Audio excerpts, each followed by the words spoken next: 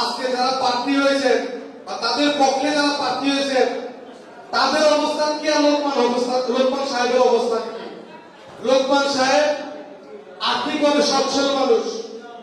তিনি ইতিপূর্ব থেকেই জনসেবা করে আসতেছেন। বিশেষ করে ঘাটালের মানুষের সব থেকে বড় যে সেবা তিনি দিয়ে যাচ্ছেন সেটা চিকিৎসা সেবা। আমার লোকের পাড়ার একজন ব্যক্তি গতকালকে আসছিল চিকিৎসা দিতে। লোকমান সাহেবের কাছে লোকের পাড়ার পরিচয় দেওয়া মাত্র উনি যখন শরীর চেয়ারম্যানের কথা বলছেন ওনার চিকিৎসা ফ্রি করে দিচ্ছেন। এইভাবে অন্তত বিগত 8-10 বছরে লোকের পাড়ার অন্তত 100-2 লোক তার কাছ থেকে ফ্রি চিকিৎসা সেবা দিচ্ছে। এইভাবে সারা ঘাটাইলের প্রান্তিক পর্যায়ে অনেক মানুষজনই লোকমান হোসেনের কাছ থেকে স্বাস্থ্য সেবায় এই ধরনের ছাড়টা পেয়ে আসছেন। কথা সত্য না ভাই? এর পাশাপাশি আমাদের শীতের সময় শীত বস্ত্র, বিভিন্ন অনুষ্ঠানে আর্থিক অনুদান, বিভিন্ন সামাজিক ধর্মীয় অনুষ্ঠানে আর্থিক অনুদান লোকমান হোসেন দিয়ে যাচ্ছেন। তাহলে লোকমান হোসেন একজন সমাজ সেবক হিসেবে ঘাটাইলে ইতিপূর্ব থেকে সুপরিচিত হিসেবে আছেন। আমাদের প্রতিপক্ষ যে প্রার্থীর রাজনৈতিক ইতিহাস বললে ছাত্রলীগ পর্যন্তই শেষ, আর তো কোন লীগ সে করেন নাই। বলছে কি ছাত্রলীগ যারা করে, তিনি উপজেলা পরিষদের বোধহয় ভাইস চেয়ারম্যান ছিলেন একবার, তাই না? নির্বাচন কিভাবে হয়েছিল আপনারা জানেন। সেই নির্বাচন ভাইস চেয়ারম্যান থাকা অবস্থায় উনি কখনো উপজেলা পরিষদের সময় দেন নাই। সারা ঘাটাইলের কোন অঞ্চলে উনি কোন ধরনের উপজেলা পরিষদের বরাদ্দ নিয়ে কোন ধরনের উন্নয়নমূলক কর্মকাণ্ড করছে বলে বিশেষ করে আমার পশ্চিম এলাকায় এরকম কিন্তু উদাহরণ নাই।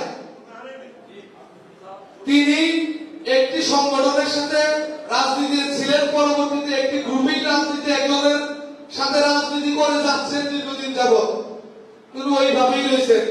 জনসেবা ওনাকে তারা সম্ভব বলে আমার মনে হয় না।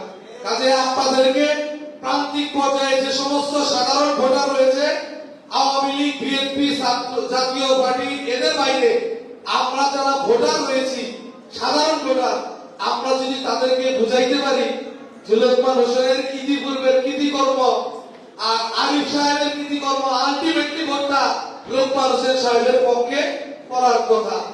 ব্যর্থতা হবে আমাদের।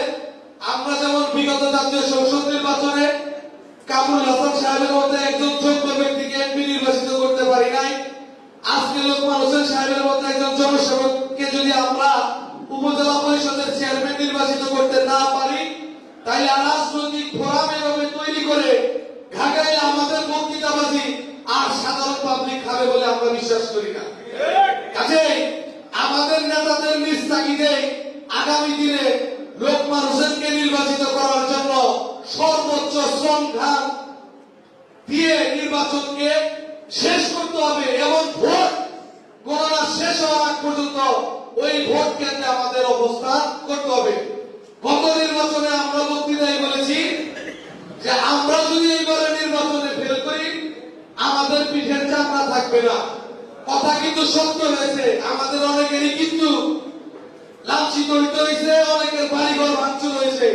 কিন্তু এইবারের নির্বাচনে ভাঙচুর হবে কিনা জানি না, লাঞ্ছিত হবে কিনা জানি না, তবে রাজনৈতিক ফোরাম করে রাজনৈতিক বক্তৃতা দিবেন, রাজনৈতিক কর্মকাণ্ড পরিচালনা করবেন, এই সুযোগ বোধহয় আপনাদেরকে আর দেওয়া হবে না। আর আপনাদের মধ্যে একটা সমস্যা ইতিমধ্যেই খেয়াল করা যায়। আমি একটু কথা বলি।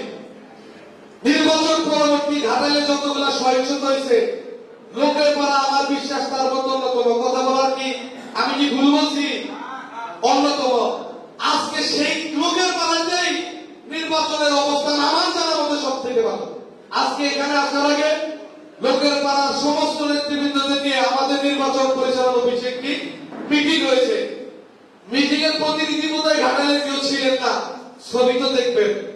লোকের পাড়ায় আওয়ামী লীগের নেতৃত্ব দেয় একমাত্র আমাদের ইউনিয়ন আওয়ামী লীগের সভাপতি আকরাম হোসেন খান ব্যতীত লোকের পাড়ার 2টি ওয়ার্ডের প্রেসিডেন্ট, সেক্রেটারি, যুবলীগের সাবেক নেতা, ছাত্রলীগের সেক্রেটারি সকলেই উপস্থিত ছিলেন।